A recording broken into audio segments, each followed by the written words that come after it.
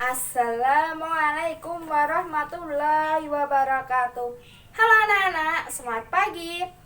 Bagaimana kabarnya hari ini? Semoga sehat walafiat ya. Sebelum kita mulai pembelajaran pada pagi hari ini, kita berdoa dengan membaca basmalah bersama-sama ya. Bu Rifa pimpin. 1, 2, 3. Bismillahirrahmanirrahim. Alhamdulillah kita sudah berdoa. Semoga pembelajaran pada pagi hari ini berjalan dengan lancar dan mendapatkan ilmu yang berkah. Amin. Kali ini ketemu dengan Bu Rifa. Kita akan belajar tematik tema 1, muatan matematika, subtema 1 dan subtema 2. Kita langsung ke materinya saja ya anak-anak. Pernahkah kalian melihat rak buku? Ya, pastinya sudah pernah. Rak buku di perpustakaan, di rumah, dan di dalam rak buku pastinya jumlahnya lebih dari 1. Sekarang Bu Rifa akan menampilkan sekumpulan atau sekelompok buku. Nah, di sana ada satu kelompok buku yang berjumlah 10 buku. Jadi, kesimpulannya satu kelompok buku atau satu kumpulan buku berjumlah 10. Lalu kalau jumlahnya lebih dari satu kelompok, bagaimana ya cara menghitungnya dan berapa jumlahnya? Kita lihat. Nah, di sana ada 5 kelompok buku. 5 kelompok buku kalau kita menghitungnya satu-satu kayaknya lama ya anak-anak. Diingat, satu kelompok buku atau satu kumpulan buku berjumlah 10. Jadi kalau di sana ada 5 kelompok buku, jumlahnya ada 50 buku. Lalu di sampingnya ada kumpulan buku yang jumlahnya sedikit, yaitu 7. Jadi 50 ditambah 7 buku adalah 57. Kita lanjut ke materi berikutnya. Kalau tadi tentang buku, sekarang tentang kubus satuan. Di sana ada satu kubus satuan. Lalu kubus satuan yang berjumlah 10 dapat digambarkan menjadi satu kubus puluhan. Lalu 10 kubus puluhan digambarkan menjadi satu kubus ratusan. Kubus ratusan digambarkan dengan kubus satuan yang berjumlah 100. Coba kalau kita ke soal bagaimana ya caranya.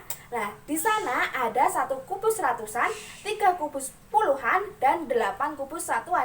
Jadi 100 ditambah 30 ditambah 8 ditulisnya 138. Tetapi cara membacanya yaitu 138. Nah, lanjut lagi ke contoh soal berikutnya. Di sana ada 1 kubus ratusan, 4 kubus puluhan, dan 8 kubus satuan. Jadi 100 ditambah 40 ditambah 8 ditulisnya 148. Tetapi cara membacanya 148. Mari kita belajar membaca bilangan. Di sana ada bilangan 1, 4, 3. Cara membaca yang benar adalah 1 menempati angka ratusan, 4 menempati puluhan, dan 3 menempati satuan.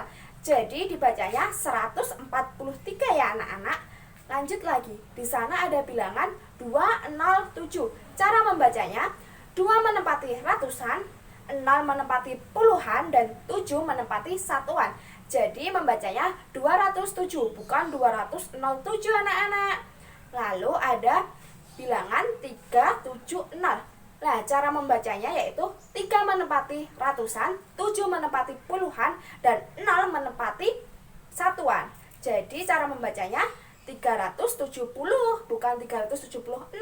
Mari kita belajar menulis bilangan ya. 200, jadi harus ada 3 angka. Angka yang pertama yaitu 2, kita tempatkan di paling depan. Lalu ratus adalah nolnya ada 2, jadi nulisnya 200, yaitu dibacanya 200. Lalu ada bilangan 174. Cara menulisnya angka 1 yaitu ratusan, terus 70 yaitu puluhan, jadi ditulis 7, 4 adalah satuan, jadi ditulis 174. Tetapi cara membacanya yaitu 174. Lalu ada 304. Nah, cara menulisnya yaitu 3-nya kita tempatkan di depan, terus 304. Lah, nolnya tidak ada kan di puluhan, diganti dengan 0, maka 304. Tapi membacanya 304. Nah, kita lanjut ke materi membandingkan 2 bilangan. Nah, di dalam perbandingan ini ada lambang bilangan, yaitu ratusan dilambangkan dengan R, puluhan dilambangkan dengan P, dan satuan dilambangkan dengan S. Nah, simbol di dalam perbandingan ini ada 3 anak-anak, yaitu kurang dari, lebih dari, dan sama dengan. Coba kalau langsung ke contoh soalnya bagaimana ya? Di sini Bu Rifa punya contoh soal. Yang pertama, 274 titik-titik 277. Nah, di sini kita membandingkan yang ratusan dulu anak-anak karena di depan.